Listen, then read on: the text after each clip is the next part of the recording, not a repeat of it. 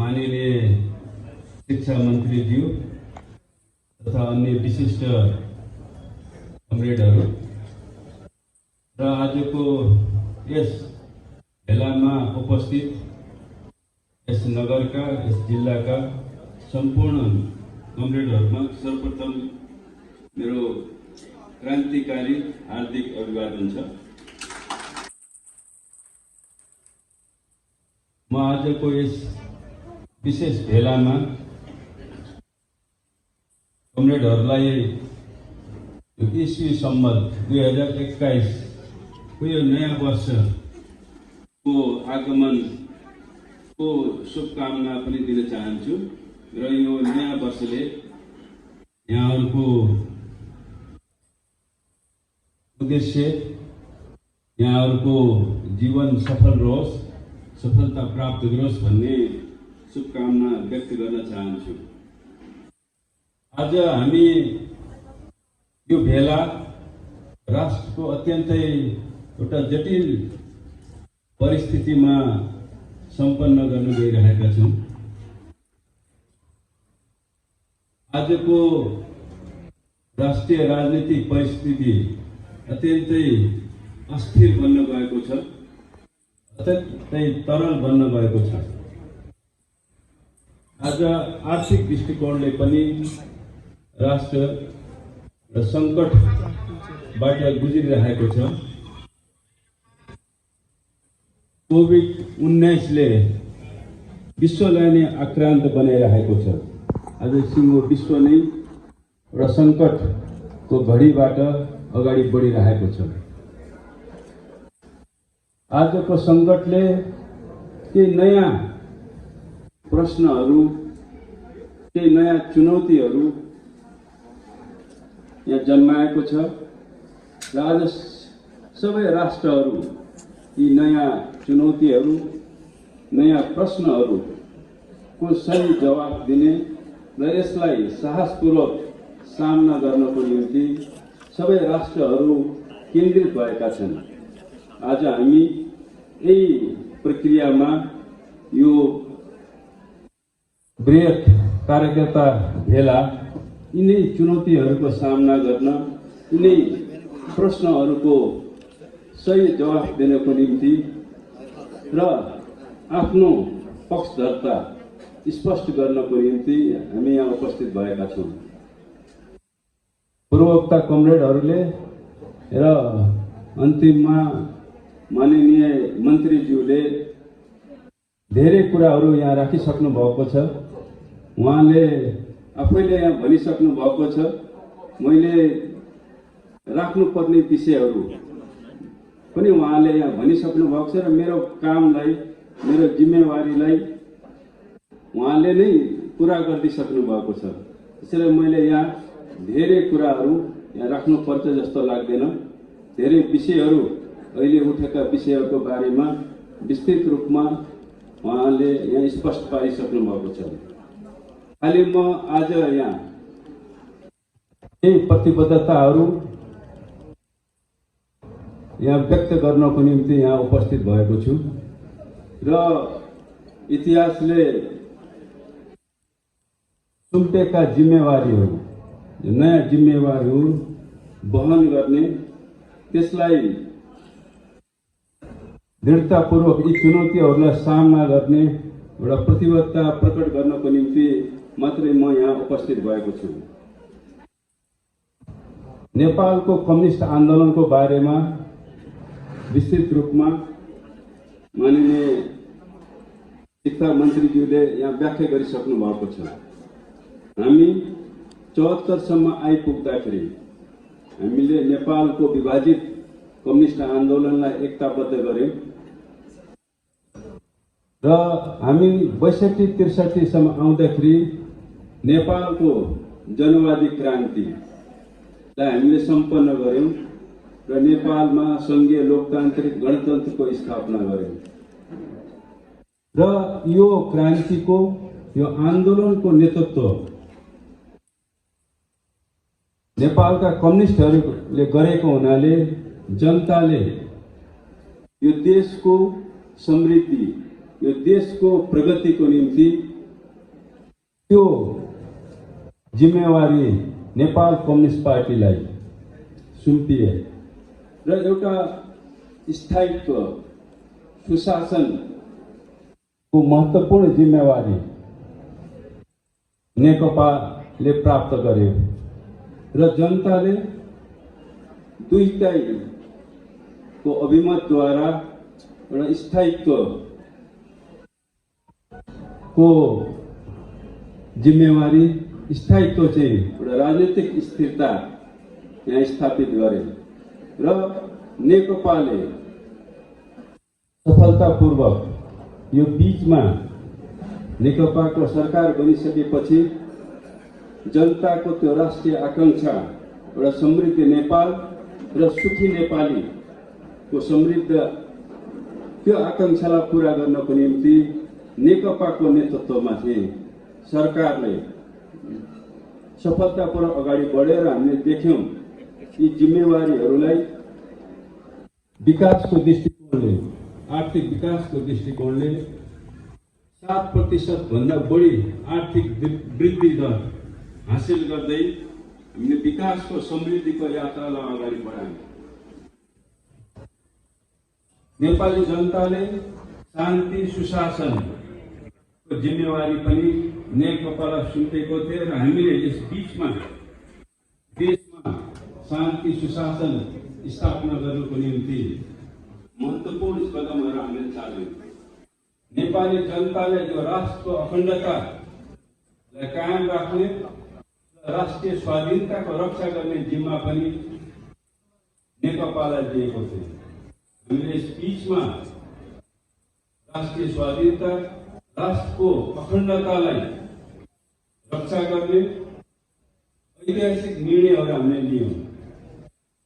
हामीले नेकपाले राष्ट्रिय अखण्डताको पक्षमा आफूलाई दृढतापूर्वक पुगाए।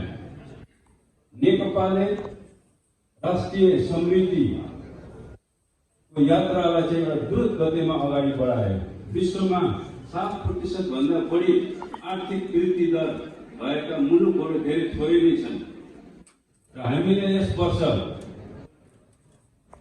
त्यो वृद्धि दरलाई अझ बढाउने 8% र यो 5 वर्षभित्रमा को कार्यकालभित्रमा यसलाई 2 अङ्केको गतिमा आर्थिक वृद्धि दर चाहिँ हासिल गर्ने र छोटो समयमा नेपाललाई विकसित मुलुकको स्थानमा पुर्याउने लक्ष्य सहित सफलतापूर्वक अगाडि बढ्यो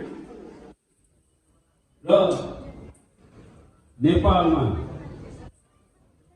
विकासको निम्ति समृद्धिको निम्ति राजनीतिक स्थायित्वलाई अझ सुदृढ गर्ने नेपालको कम्युनिस्ट आन्दोलनलाई समाजवादको आधार निर्माण गर्नको निम्ति पार्टीलाई अझ बढी सुदृढ गर्ने नेपालका कम्युनिस्टहरूलाई यहाँका सर्वहारा वर्गलाई अझ एकताबद्ध गर्ने त्यसलाई सुदृढ गर्ने अभियान पनि हामीले अगाडि सार्यौं। तर हामी यहाँसम्म आउँदाखेरि आज परिणाममा हामीले के देखिरहेका छौं भने नेकपा अहिले विभाजित भएको छ। एउटा हिस्सा अलग भएको छ। आज हामीले देख्यौं कि फेरि त्यो विकासको यात्रा त्यो अवरुद्ध भएको छ, त्यो समृद्धिको यात्रा अवरुद्ध भएको छ। फेरि राजनीतिक अस्थिरता चाहिँ सिर्जना भएको छ।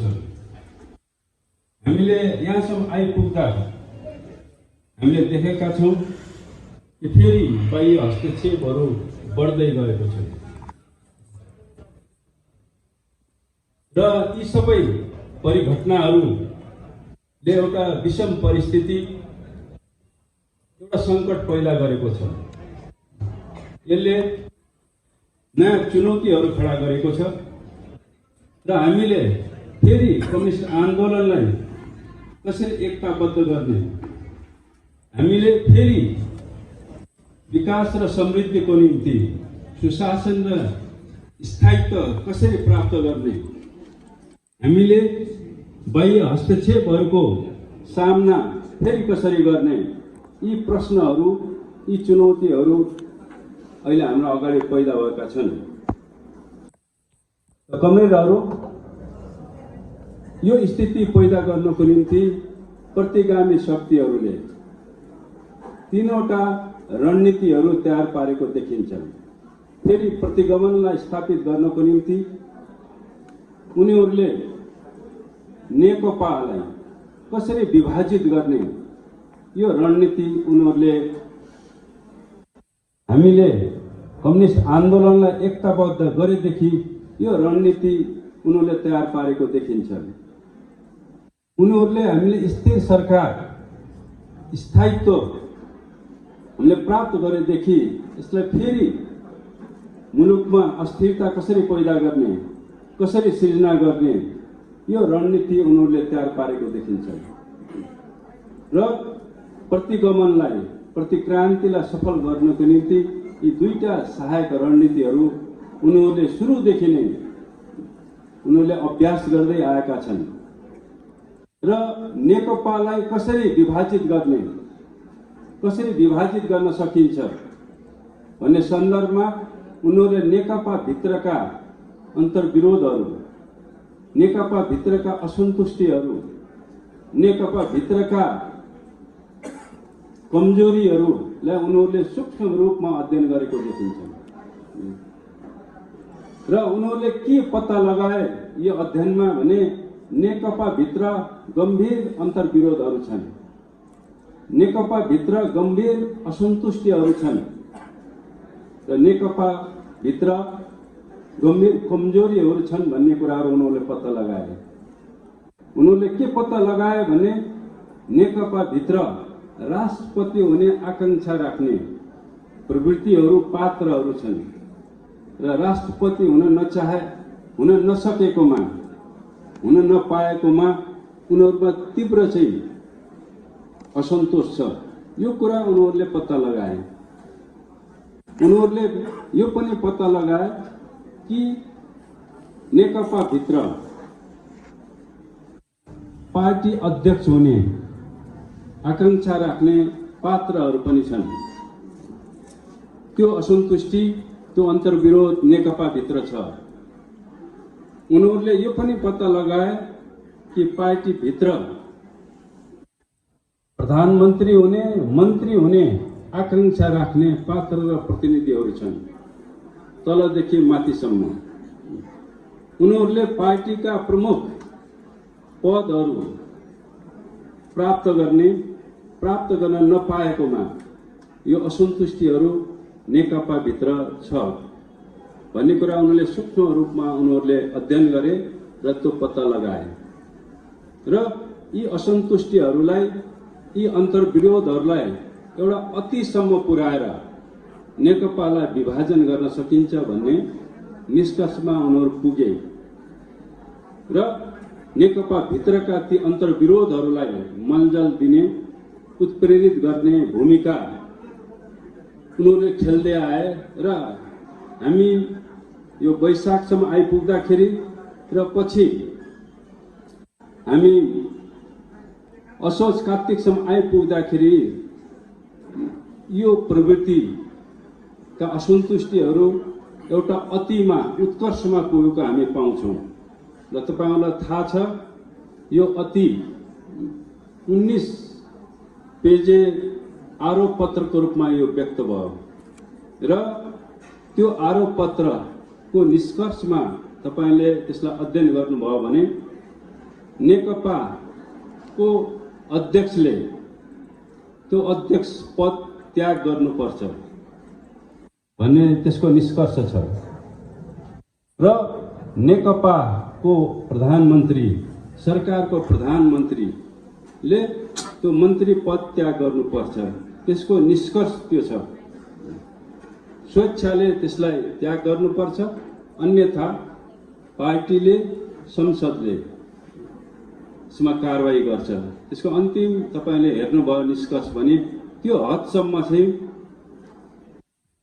ती आरोप पत्रहरू, पार्टी भित्रका असन्तुष्टिहरू त्यो अतिसम्म पुर्याइयो र हामीले देख्यौं र पार्टीलाई फुटबाट बचाउनको निम्ति, पार्टीलाई विघटनबाट बचाउनको निम्ति धेरै परिश्रमहरू भए, धेरै प्रयत्नहरू भए, तर ती प्रयत्नहरू अन्ततः चाहिँ असफल भए र एक थरी कमरेडहरू पार्टीबाट अलग भए।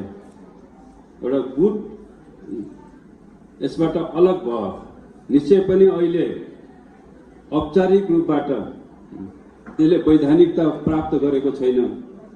त्यो गुटले एउटा पार्टीको रूपमा त्यो बाँकी नै छ, तर वस्तुगत रूपमा व्यावहारिक रूपमा तिनीहरू अलग भएर उनीहरूले पार्टीको अध्यक्षलाई उनीहरूले कारवाही गरे र नयाँ अध्यक्ष बनाए र त्यो आकांक्षा उनीहरूले पूर्ति गरे। हामीले यो देख्यौं कि प्रधानमन्त्रीलाई पनि हटाउनको निम्ति अन्तिममा आएर उहाँहरूले अविश्वासको प्रस्ताव दर्ता गर्नुभएको छ नयाँ प्रधानमन्त्रीको उम्मेदवार चाहिँ। यो पनि हामीले देख्यौं र यसरी प्रतिक्रियावादीहरूको षड्यन्त्र, पार्टी भित्रका चाहिँ अवसरवादीहरूको महत्वाकांक्षा माथि टेकेर नेकपालाई उनीहरू विभाजित गर्न सफल भएछन् र उनीहरूले संसदमा उनीहरूले विघटन ल्याएर त्यहाँ अस्थिरता पैदा गरेर चाहिँ देशमा फेरि एउटा राजनीतिक अस्थिरता ल्याउन उनीहरू सफल भए। नेकपाका सांसदहरूलाई विभाजित गरेर उनीहरूले एउटा फेरि संसदलाई एउटा स्थिरताको साधन संयन्त्रको रूपमा नभएर त्यसलाई अस्थिरता पैदा गर्ने संयन्त्रमा चाहिँ उनीहरू त्यसलाई परिणत गर्न सफल भए र प्रतिक्रान्तिको निम्ति, प्रतिगमनको निम्ति उनीहरूले पूर्वाधारहरू तयार पार्ने, नेकपालाई यस आन्दोलनको नेतृत्वलाई विघटन गर्न उनीहरू सफल भए र उनीहरूले त्यो स्थायित्वको जो संयन्त्र थियो संसद, त्यसलाई पनि उनीहरू विघटन गर्न, त्यसमा पनि विभाजन गर्न उनीहरू सफल भएछे। र यसरी यो स्थिति एउटा नयाँ जुन स्थिति आयो र प्रतिक्रान्तिको जो टड्काएको खतरा पैदा भयो, त्यसलाई कसरी रोक्ने, विभाजित आन्दोलनलाई कसरी फेरि पुनर्संगठित गर्ने, फेरि कसरी स्थायित्व हामीले यहाँ स्थापित गर्ने, यो नयाँ चुनौतीहरू हाम्रो अगाडि पैदा भएको छ। इतिहासले यी चुनौतीहरू पैदा गर्यो। नेकपाको नेतृत्वले यी सबै चुनौतीहरूलाई सामना गर्न जनतामा जाने, जनतामा गएर लाखौं करोडौं जनतालाई परिचालन गरेर मात्रै हामीले फेरि विभाजित कम्युनिस्ट आन्दोलनलाई हामी एकताबद्ध गर्न सक्छौं। हामी करोडौं जनताहरूलाई परिचालन गरेर उनीहरूलाई आन्दोलित गरेर मात्र फेरि एउटा राजनीतिक स्थायित्व हामीले प्राप्त गर्न सक्छौं। हामीले जनताको बलमा नै हामीले यो राष्ट्रको चाहिँ रक्षा गर्न सक्छौं। राष्ट्रिय अखण्डता र राष्ट्रिय स्वाधीनताको हामी रक्षा गर्न सक्छौं। बाह्य हस्तक्षेपको हामी मुकाबला गर्न सक्छौं। त्यो निष्कर्ष सहित पार्टी नेतृत्वले हामी मध्यावधि निर्वाचनमा जाने निर्णय लियो र अब यो पुरानो संसदले अब स्थायित्व दिन सक्दैन, त्यो स्थायित्वको साधन बन्न सक्दैन। त्यसैले अब संसदको पुनर्स्थापना होइन, त्यो विघटित संसदको पुनर्स्थापना होइन, नयाँ संसदको स्थापना नै आजको चाहिँ हाम्रो सही एउटा मार्गचित्र हुन सक्छ। त्यसले नै पार्टीलाई, विभाजित पार्टीलाई फेरि एकताबद्ध गर्न सक्छ, कम्युनिस्ट आन्दोलनलाई। र नयाँ संसदले मध्यावधि निर्वाचनको माध्यमबाट नयाँ संसद स्थापना गरेर हामीले फेरि स्थायित्व प्राप्त गर्न सकिन्छ। यो निष्कर्ष सहित हामी मध्यावधि निर्वाचनमा जाने निर्णय गरेको। पक्कै पनि यसमा अहिले ठुलो बहस छ। यो जुन ठुलो कदम पार्टीले, सरकारले लियो मध्यावधि निर्वाचनमा जाने, संसदलाई विघटन गर्ने, यो संवैधानिक हो कि यो असंवैधानिक हो, यो प्रतिगमनकारी कदम हो कि यो अग्रगामी कदम हो भन्ने अहिले ठुलो बहस छ। हाम्रो नजरमा यो कदम यो अग्रगामी कदम हो। यो ठुलो राजनीतिक कदम हो। देशलाई फेरि देशमा फेरि स्थायित्व ल्याउनको निम्ति र फेरि कम्युनिस्ट आन्दोलनलाई एकताबद्ध गर्नको निम्ति यो अपरिहार्य थियो। त्यसैले आज हामीले कुन नीतिको कुन कदमको समर्थन गर्ने, आज एक थरी साथीहरूले भनिरहेछन् संसदको पुनर्स्थापना। हामी त्यो नीतिले देशमा स्थायित्व ल्याउन सक्छ या नयाँ संसदको चाहिँ स्थापनाले देशमा स्थायित्व ल्याउन सक्छ? यो प्रश्नको चाहिँ ठिक जवाफ हामीले दिनुपर्ने भएको छ र हामी आज यहाँ यही सवालको जवाफ दिनको निम्ति उपस्थित भएका छौँ। मलाई लाग्छ तपाईहरूले यसको जवाफ दिइसक्नु भएको छ। हामी एकताको पक्षमा उभिने, हामी पार्टीको पक्षमा उभिने, हामी फुटको पक्षमा होइन, हामी गुटको पक्षमा होइन। त्यसैले हामी पार्टीको पक्षमा आज यहाँ उभिएका छौँ र हामीले गुटको हामीले यहाँ प्रतिवाद गरेका छौँ। हामी स्थायित्वको पक्षमा उभिन यहाँ केन्द्रित भएका छौँ। हामी अस्थिरताको विरोधमा त्यसको प्रतिवादको निम्ति हामी यहाँ लामबद्ध भएका छौँ। हामी समृद्धिको पक्षमा उभिने या हामी त्यसको विपक्षमा उभिने? हामी समृद्धिको पक्षमा, विकासको पक्षमा हामी यहाँ उभिएका छौँ र हामी राष्ट्रको अखण्डताको पक्षमा उभिने कि हामी राष्ट्रको विरोधमा चाहिँ आत्मसमर्पणको पक्षमा उभिने? यो हाम्रो आफ्नो स्थिति स्पष्ट गर्नको निम्ति यहाँ जम्मा भएका छौँ। मलाई लाग्छ आजको यस भेलाले चाहिँ इतिहासले पैदा गरेका जवाफहरूको एउटा सही जवाफ दिनेछ ती प्रश्नहरूको, र जुन चुनौती यहाँ खडा गरेको छ त्यसलाई सामना गर्नको निम्ति तपाईँ हामी यहाँ एकजिक्का भएका छौँ र एउटा सङ्कल्प, एउटा प्रतिबद्धता चाहिँ हामीले यहाँ व्यक्त गरेका छौँ।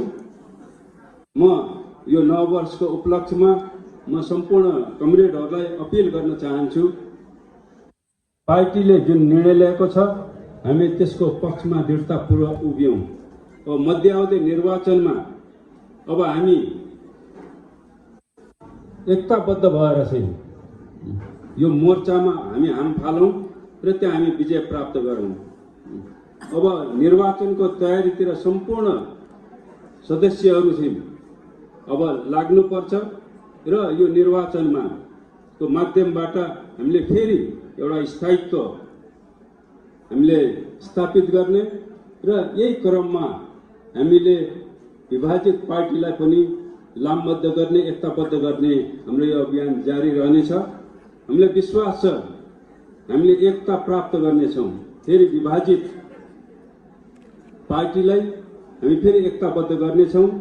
जो अस्थिरता अहिले पैदा भएको छ, पैदा गराइएको छ प्रतिगामी शक्तिहरूद्वारा, फेरि यसलाई हामी स्थायित्वमा, स्थिरतामा हामी बदल्नेछौँ।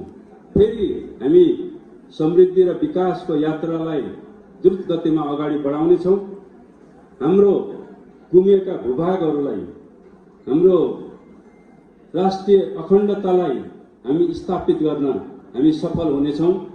राष्ट्रिय स्वाधीनताको लडाईँमा र यस लक्ष्यसहित यी लक्ष्यहरूलाई अगाडि राखेर सबै अगाडि बढौँ। यहाँ पूर्ववक्ता कमरेडले धेरै कुराहरू भनिसक्नु भएको छ तफसिलमा, मैले फेरि पनि त्यसलाई दोहोऱ्याउनु पर्ने मैले आवश्यकता ठानेको छैन। अब देशभरि एउटा अभियान सुरु भइसकेको छ। अग्रगमन र प्रतिगमनको अभियानहरू, सङ्घर्षहरू देशव्यापी रूपमा सुरु भइसकेको छ। मलाई विश्वास छ, हामीले विश्वास गर्नुपर्छ, यो नयाँ लडाईँमा, यो नयाँ आन्दोलनमा हामी विजयी हुनेछौँ र हामीले राष्ट्रले दिएका जिम्मेवारीहरू, जनताले सुम्पेका दायित्वहरूलाई हामीले सफलतापूर्वक निर्वाह गर्नेछौँ। यही अपिल सहित र यो नयाँ वर्षले यो सङ्घर्षमा, यो आन्दोलनमा तपाईलाई सफलता मिलोस्, यही शुभकामना सहित म आफ्नो कुरो यहाँ अन्त्य गर्छु। धन्यवाद।